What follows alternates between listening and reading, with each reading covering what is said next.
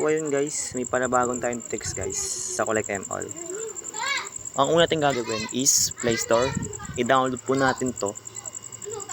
Ito po, yan.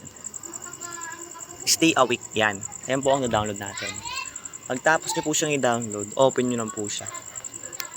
Tapos turn on nyo lang po to. Hop. Turn on yan, saka ito, yan. Saka itong timer yan. On lang natin yan.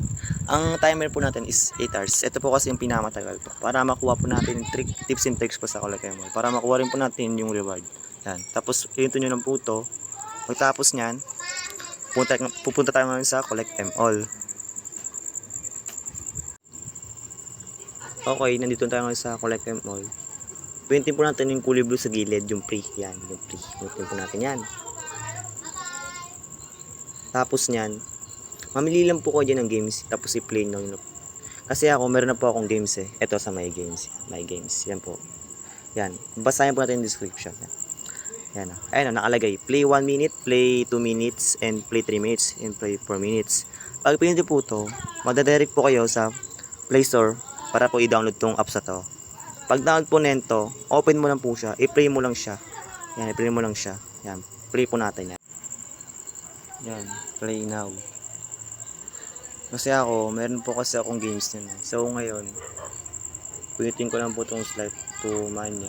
Yung ganinang games ko. Yan, hayaan ko lang siya. Yan, hayaan ko lang siya. Yan, ganyan lang. Ganyan na po gagawin nyo. Hayaan mo lang siya. Hayaan mo lang siya kahit mga 2 minutes. O kaya mga, ang mas maganda, hayaan mo siya ng 3 hours to 5 hours ganun. Kasi mas malaki po ang makukuha yung reward. Like po ko ganina, yung play 1 minute, play 2 minutes, and play 3 minutes. Kapag na-play mo yun, sa baba nyo, makukuha nyo po yung gems na nasa baba niya po. Yun. So yun, kapag naka 6 hours po kayong play, makukuha nyo po to.